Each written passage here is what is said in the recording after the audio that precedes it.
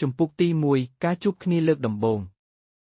នៅក្នុងភូមិតូចមួយដែលស្ថិតនៅជើងភ្នំដាំរៃមានក្មេងស្រីម្នាក់ឈ្មោះសុផាត់រស់នៅជាមួយយាយរបស់នាងជាក្មេងស្រីស្អាតទន់ភ្លន់មានចិត្តសប្បុរសនិងស្រឡាញ់ធម្មជាតិយ៉ាងខ្លាំងរៀងរាល់ព្រឹកសុផាត់តែងតែឡើងភ្នំដើម្បីទៅប្រមូលផ្កានានាថ្ងៃមួយនៅពេលនាងកំពុងប្រមូលផ្កាស្រពោនក្រហមនាងបានឃើញយុវជនម្នាក់ឈ្មោះវីរៈកំពុងអង្គុយគូររូបទេសភាពភ្នំនោះវីរៈគឺជាចិត្តកវ័យក្មេងដែលមកពីទីក្រុងមកស្វែងរកអត្ថាធិប្បាយសម្រាប់គំនូររបស់គាត់សុផាត់ខ្មាស់អៀនសួស្ដីតើអ្នកកំពុងគូអ្វីវីរៈញឹមកំពូលភ្នំនេះនឹងពុកស្រអាប់នៅពេលព្រឹកវាស្រស់ស្អាតណាស់ប៉ុន្តែនៅខ្វះអ្វីមួយសុផាត់ខ្វះអ្វីវីរៈខ្វះពណ៌នៃជីវិត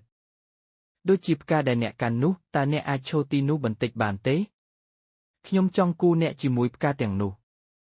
ជំពូកទី2ស្នេហ៍បានដុះរុះពីថ្ងៃនោះមកសុផាត់និងវីរៈបានជួបគ្នារៀងរាល់ថ្ងៃនៅលើកំពូលភ្នំពួកគេនិយាយគ្នាអំពីសុបិនអនាគតនិងជីវិតវីរៈបានរៀនអំពីធម្មជាតិពីសុផាត់ខណៈដែលសុផាត់បានរៀនអំពីសិល្បៈពីវីរៈកាន់ដៃសុផាត់តើអ្នកដឹងទេថាចាប់តាំងពីខ្ញុំបានជួបអ្នកខ្ញុំអាចគូគំនូរបានស្រស់ស្អាតជាងមុនអ្នកគឺជាអំណោយទានដ៏ធំរបស់ខ្ញុំសុផាត់ក្រហមខ្ញុំក៏មានអារម្មណ៍ដូចគ្នាដែរពេលនៅជាមួយអ្នកផ្កាទាំងអស់លើភ្នំនេះហាក់ដូចជារីកភ្លឺជាងមុនវីរៈសុផាត់ខ្ញុំស្រឡាញ់អ្នកតើអ្នកនឹងរងចាំខ្ញុំទេ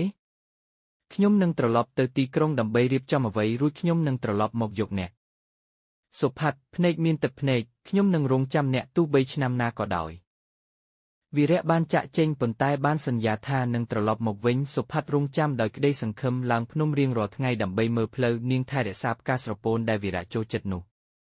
ប៉ុន្មានខែក្រោយមកវីរៈបានត្រឡប់មកវិញជាមួយចិត្តស្មោះត្រង់គាត់បានរៀបចំអ្វីគ្រប់យ៉ាងនិងមកដើម្បីសុំសុផាត់រៀបការជាមួយគាត់វីរៈសុផាត់ខ្ញុំបានត្រឡប់មកវិញហើយតើអ្នកនៅតែចង់នៅជាមួយខ្ញុំទេសុផាត់សាច់ខ្ញុំបានរងចាំអ្នកគ្រប់ថ្ងៃបាទខ្ញុំនឹងទៅជាមួយអ្នក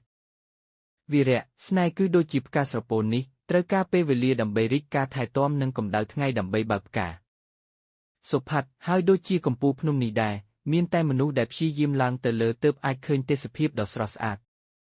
នេះជារឿងស្នេហ៍ដែលបង្ហាញថាការស្មោះត្រង់ការរងចាំនិងក្តីសង្ឃឹមអាចធ្វើឲ្យស្នេហ៍ពិតនៅគង់វង្សជានិច្ច